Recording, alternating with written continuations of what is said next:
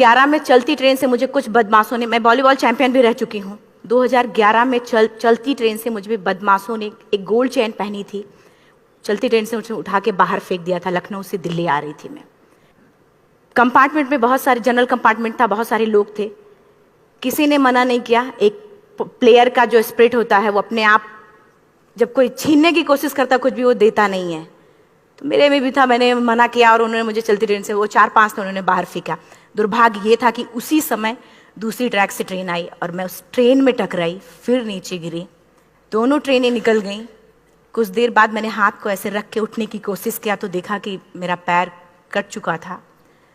Thai को उठा के देखा, मेरा पैर ऐसे जीन्स में लटका हुआ था, ब्लड फोर्सफुली निकल रहा, दूसरे पैर की हड्डियां टूट टूट के बाहर निकल चुकी थी। पूरी रात मैं चिल्लाती रही ट्रैक पे, छोटे छोटे पत्थर होते ऐसे चिल्लाती रही कि कोई बचा ले, कोई नहीं आया बचाने। और जब पूरी रात चिल्लाते चिल्लाते इतना कि मुझे दिखाई भी देना बंद हो गया, जब ट्रेन आता था तो वाइब्रेट होता था। इतना ही नहीं, फ्री का इनविटेशन भी लोगों को मिल गया था, कुछ लोगों को। ट्रैक पे आपने ट्रेन की ट्रैक पे छोटे छोटे चूहे देखे होंगे, मेरे कटे हुए पैर पे आग के मेरे पैर कुतर रहे थे। मैं ब्रेन कॉन्शियस मेरा पूरा काम कर रहा था मेरे, लेकिन बॉडी में कोई भी मूवमेंट नहीं था। पूरे पल में वही चीज़ें सोच कि कैसे मैं अपने आप को कैसे बचा पाऊँ। लेकिन करीब पूरी रात ऐसे बीता। सुबह गांव वालों ने मुझे बरेली डिस्ट्रिक्ट हॉस्पिटल यूपी में है, वहाँ पे हुआ था ये। सुबह गांव वालों ने मुझे उठाया, डिस्ट्रिक्ट हॉस्पिटल ले जाके रखा, तो फार्मासिस्ट, डॉक्टर, सीएम, जितने लोग थे आपस में बातें कर रहे, अरे हमारे पास तो एनेस्थीसिया नहीं है, ब्लड नहीं है, इसका इलाज शुरू करें तो हम कैसे करें। मुझे भी नहीं दिखाई तो नहीं, लेकिन मेरा सुनाई दे रहा था सब कुछ वहाँ पे। कहाँ से हिम्मत आई मुझ में, मुझे भी नहीं पता। मैंने बोला वहाँ पे कि सर जब मेरा पूरा पैर कटा, तब मैंने इतनी देर रेलवे ट्रैक पे थी, मैं उस चीज़ को बर्दाश्त किया, तो अभी तो आप मेरे अच्छे के लिए मेरे पैर काटेंगे। शायद आपको यकीन नहीं होगा, या फिर कभी आप लोगों ने ये चीज़ नहीं देखी, कोई डॉक्टर या फार्मासिस्ट अपना ब्लड दे के किसी पेशेंट को बचाया। मेरी इस बात को सुनने के बाद वहाँ के डॉक्टर और फार्मासिस्ट दोनों ने एक एक यूनिट ब्लड दिया और मेरे पैर को बिना एनेस्थीसिया अलग कर दिया गया। आज भी मैं उस दर्द को महसूस करती हूँ। जब भी मैं जब बोलती हूँ तब मैं वो चीज़ें महसूस करती हूँ। उसके बाद जब बात मीडिया में आई, लोगों को पता चला कि मैं नेशनल प्लेयर है, KGMC king George medical college Lucknow में एडमिट करा, लखनऊ से फिर sport minister, AIIMS trauma centre Delhi. तब तक सब ठीक ठाक चल रहा था, प्लेयर होने की वजह से अच्छा ट्रीटमेंट मिलना शुरू हुआ। करीब 4 महीने मैं एम्स में रही। एम्स में रहने के बाद जब मैं थोड़ा ठीक हुई, करीब 25 दिन बाद जब ठीक हुई, न्यूज़पेपर में गोल गोल लिख के आ रहे कि अरुणिमा के पास टिकट नहीं था, अरुणिमा ट्रेन से कूद गई। उसका खंडन किया घर वालों ने, फिर बोला कि अरुणिमा सुसाइड करने गई थी। जिस लड़की का शरीर का एक अंग कट चुका, पूरी जिंदगी का पता नहीं कि व्हील चेयर है, बैसाखी या पता, यहाँ तक कि मेरे स्पाइन में 3 फ्रैक्चर था, मुझे ये भी नहीं पता था कि मैं बेड से उठ भी पाऊंगी कि नहीं।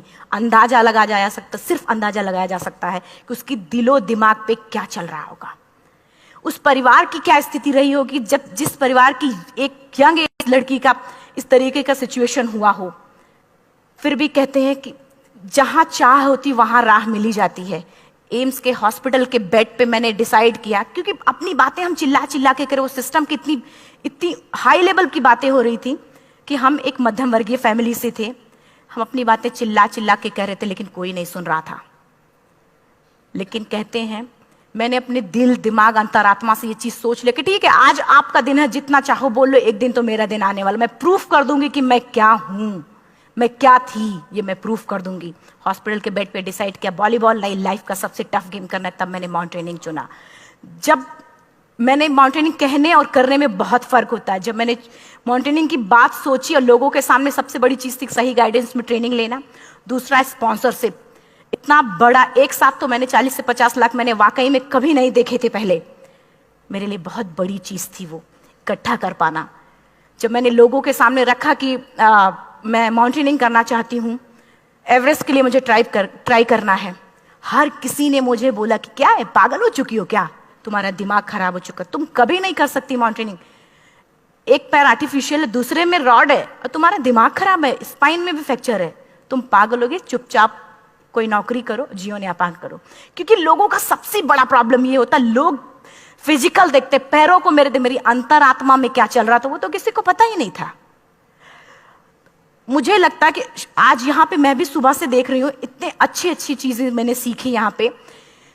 बहुत बड़े बड़े स्पीकर को शायद आप लोगों ने भी सुना। आज मैं भी आपको यहाँ पे चाहे जितना मोटिवेट करूं, चाहे जितना चीजें मैं बताऊं, लेकिन मुझे लगता है सबसे बड़ा मोटिवेटर कौन होता? आप खुद। जिस दिन किसी भी लक्ष्य के प्रति आपकी अंतरात्मा जाग गई, आपको कोई नहीं रोक सकता उस लक्ष्य को पाने में। ये मैं किताब से बातें नहीं बोल रही हूं, ये मैं एक एक पल मैंने ये मैं कोई भी किताब की बातें नहीं, एक एक पल आज जो मेरा 26 साल का एक्सपीरियंस है वो मैं बता रही हूँ सिर्फ आपको। उसके बाद किसी तरीके से मैनेज किया मैंने। भाई साहब, मेरा परिवार मेरा बैकबोन था। परिवार ने मुझे, भाई साहब ने मुझे कहा कि मैडम बछेंद्री पाल जिन्होंने 1984 में एवरेस्ट समिट का, उनसे मिलते हैं, वो जरूर कुछ ना कुछ करेंगे। हॉस्पिटल से निकलने के बाद मेरे राइट लेग में स्टिचेस लगी थी। मैंने डायरेक्टली घर जाने की बजाय, जब लोग ये सोचते कि मुझे अपना जीवन यापन कैसे करना है, जब लोग ये सोचते हैं कि मुझे अपनी जिंदगी के, मेरे दिमाग में सिर्फ 2 चीजें चल रही थी, मुझे इनका जवाब कैसे देना है और एवरेस्ट समिट कैसे करना है।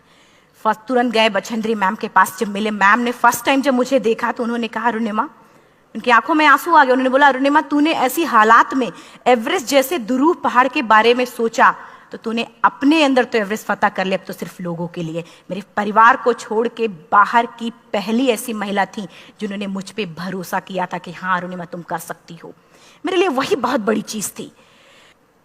प्लानिंग भी कर ली, मैम भी मिल गई, सब हो गया। लेकिन जब उतरते हैं फील्ड में तब पता चलता कि हम क्या हैं। रोड हेड से मैं पहुंच गई। मैडम ने कहा कि ठीक है, तुम्हारे कहने, तुम्हारे सोचने से कुछ नहीं होगा अरुणिमा, प्रूफ करो कि कर सकती हो। मैंने कहा बस एक मौका चाहिए मुझे। वाकई में जब मैं माउंटेन में पहुंची, रोड हेड से बेस कैंप लोगों को 2 मिनट लगता था, मुझे 3-3 घंटे लगते थे, क्योंकि मेरे राइट लेग की हड्डियां भी नहीं जुड़ी थी। लेफ्ट मेरा आर्टिफिशियल लग चुका था, लेकिन स्टंप एकदम रेड, उसका मतलब घाव एकदम नए थे। मैं अगर पैर रखती थी तो मेरे पैर से जोर से अगर दबा देती थी तो पैर से मेरे ब्लड आने लगता था। सारे लोग नॉर्मल थे वहां पे। हर कोई ये बोलता कि एक पीक के लिए जाते थे तो हर कोई मुझे ये बोलता कि अरुणिमा, तुम धीरे धीरे आओ। मेरे दिमाग में हर बार यही बात चलती थी कि क्या है, मैंने एवरेस्ट का प्लान किया, मैं इनके बराबर भी नहीं चल पा रही हूँ। खुद से संकल्प लिया कि कोई बात नहीं, एक दिन ऐसा आएगा कि मैं इनसे पहले जाऊंगी। और आपको शायद यकीन ना हो, आने वाले 8 महीने बाद पूरा का पूरा वेट उठा के बेस कैंप से साथ निकलते और टॉप पे पहले पहुंचते। ऐसे करके देखते थे कि अरे ये लोग तो पीछे। खुशी होती थी। उससे भी ज्यादा मुझे खुशी तब होना शुरू हुआ जब वो सारे लोग आके मुझसे ये पूछते, मैडम खाते क्या हो, बता दो। पैर नहीं है फिर भी कैसे चलते हो। उसके बाद पूरा मुझे स्पॉन्सरशिप मिला।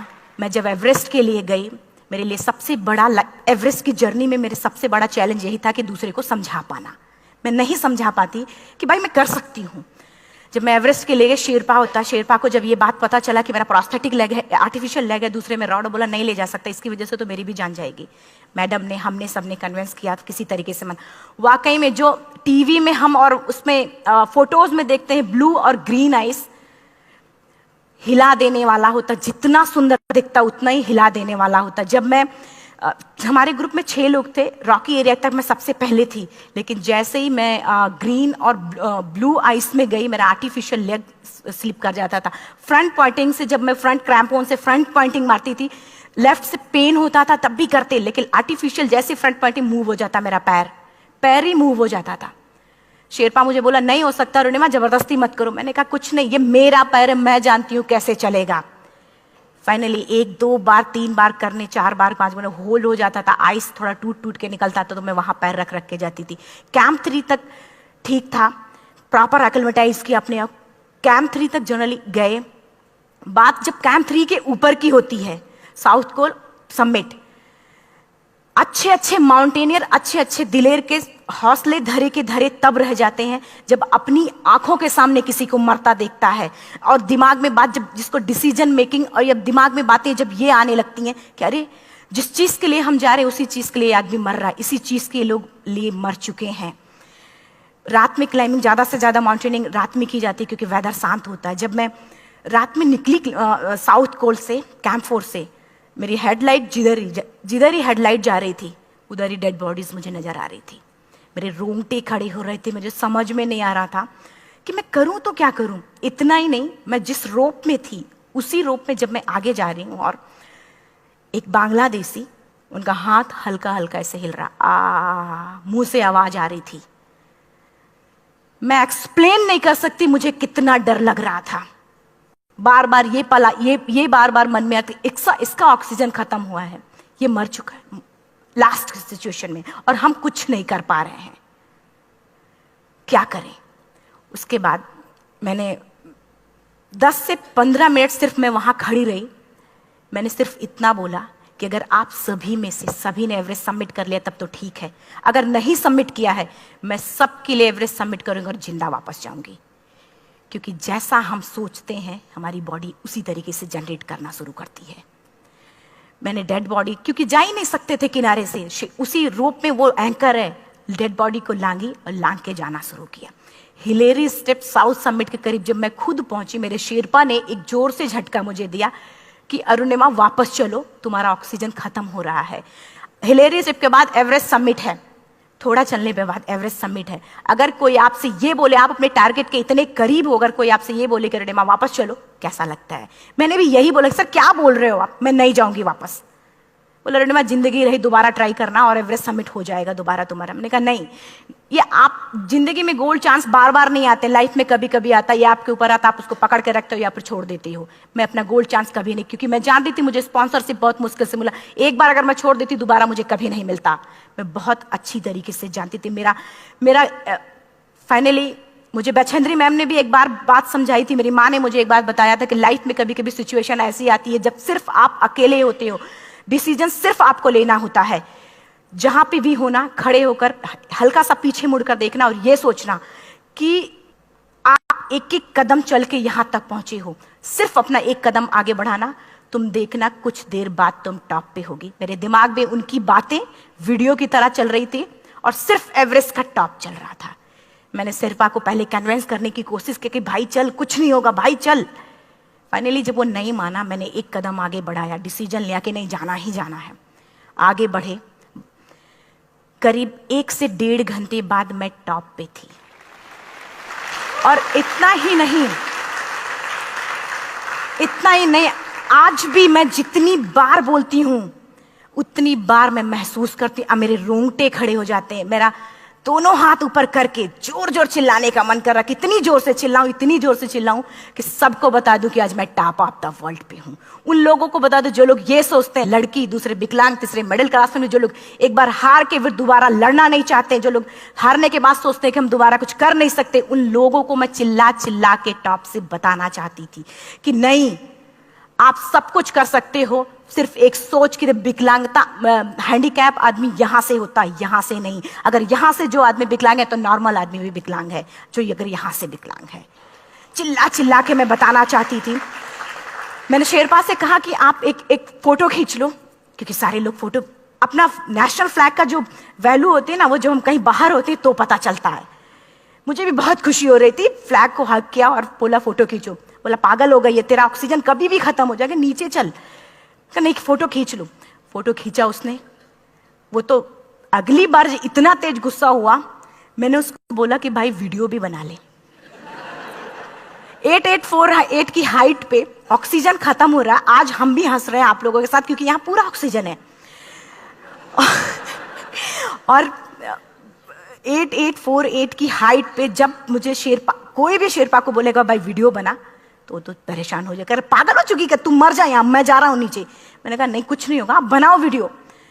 किसी तरीके से मन में 4-5 पेयर बैटरी रख के लेके गई कि डिस्पोजल कैमरा, एक अलग कैमरा, कि मतलब एक नहीं काम करेगा तो दूसरा करेगा, प्रॉपर प्लानिंग से। शायद आप लोग भी सोचो कि वाकई में लड़की को इतना बड़ा रिस्क लेने की क्या जरूरत थी, कि जिंदगी कभी भी जा सकती थी इसकी। लेकिन मैंने वो रिस्क लिया क्यों? क्योंकि मैं चाहती थी, कहीं ना कहीं से मेरे भी दिमाग में ये बात आ चुका था कि मैं जिंदा वापस ना जाऊं। मैं चाहती थी कि अगर मैं जिंदा ना जाऊं तो ये वीडियो मेरे इंडिया, शेरपा से मैंने यही बात बोली, ये वीडियो अगर मैं जिंदा नहीं जाती, ये वीडियो मेरे इंडिया पहुंचा देना, मेरे यूथ तक चला जाएगा। क्योंकि मैं चाहती थी कि 11 अप्रैल 2011 को मेरा एक्सीडेंट हुआ, 21 मई 2013 10:55 पे मैं टॉप ऑफ द वर्ल्ड पे थी। ऑलमोस्ट 1 से 2 साल के अंदर कैसे कैसे? यहां से मैंने ये चीज, मैंने कभी भी कामयाब होने के, मेरी वो जिंदगी बन चुकी थी, मेरा जुनून बन चुका था, मेरा पैशन मेरा जिद बन चुका था। वो मेरा सोते उठते बैठते सिर्फ मुझे एवरेस्ट दिखाई जाए। और मुझे लगता है किसी को भी अगर अपना लक्ष्य पाना है, यहां से अगर वो पागलपन जब तक नहीं आएगा तब तक नहीं होगा। वो फाइनली उसने वीडियो बनाया, बोल रहा फटाफट अरुणिमा नीचे भागो। जब मैं टॉप पे थी तो कुछ लोग और भी थे, लेकिन 10:55 पे मैंने एवरेस्ट समिट, 11 बजे के बाद अगर कोई अटेम्प्ट करने की कोशिश करता है उसको सुसाइड अटेम्प्ट बोलते हैं। जैसे ही मैं नीचे चलना शुरू की, मैंने कहा भाई हाँ चल नीचे चलते हैं। ज्यादा से ज्यादा मौतें नीचे आते वक्त होती हैं एवरेस्ट पे। जब मैं नीचे आ रही हूँ, थोड़ा दूर ही मैं नीचे चली थी, मेरा ऑक्सीजन पूरी तरीके से खत्म। सिर्फ अंदाजा लगाया सकता है कि जब ऑक्सीजन खत्म हुआ क्या परिस्थिति रही होगी। मैं ऐसे नीचे गिर गई और शेरपा मुझे बोल रहा कि अरुणिमा मुझे यकीन नहीं था कि तू एवरेस्ट सबमिट कर पाएगी, लेकिन फिर भी तूने किया। मैं चाहता हूं कि अरुणिमा जिंदा चल, तू वापस उठ, खड़ी हो। मुझे खड़ा करने की वो कोशिश कर रहा था बार बार, मैं खड़ी नहीं हो पा रही थी, वाकई में दम ही नहीं था। लेकिन फिर भी कहते हैं कि जैसे हमारे नियम होते हैं वैसे ऊपर वाले के भी नियम है। उसकी लिस्ट में जब मेरा नाम नहीं है तो वो मुझे नहीं ले जा सकता। अगर दूसरी चीज, मेरा कॉन्सेप्ट एकदम क्लियर हो चुका था। जब रेलवे ट्रैक पे मैं थी, रेलवे ट्रैक पे 7 घंटे में पड़ी थी, 49 ट्रेन अप डाउन हुई थी, तो मेरा कॉन्सेप्ट एकदम क्लियर हो चुका था। इसका मतलब है कि ऊपर वाले ने अगर मुझे कुछ बचाया है तो कुछ ना कुछ इतिहास रचने के लिए बचाया है। मैंने पॉजिटिव तरीके से सोचा। और उसी समय एक ब्रिटिश क्लाइंबर नीचे से ऊपर आ रहा था और उसके पास 2 ऑक्सीजन, तो उसने एक को वहीं फेंका और दूसरे को लेके नीचे जाना शुरू किया क्योंकि वेदर खराब था। मेरा शेरपा मुझे एंकर किया और जाने लगा नीचे, और वो फटाफट उसको लेके आए, मुझे लगाया। उसने बोला अरुणिमा तू बहुत लकी है कि तुझे यहाँ पे ऑक्सीजन मिला है। वाकई में ऊपर वाला भी चाहता है कि तू जिंदा रहे।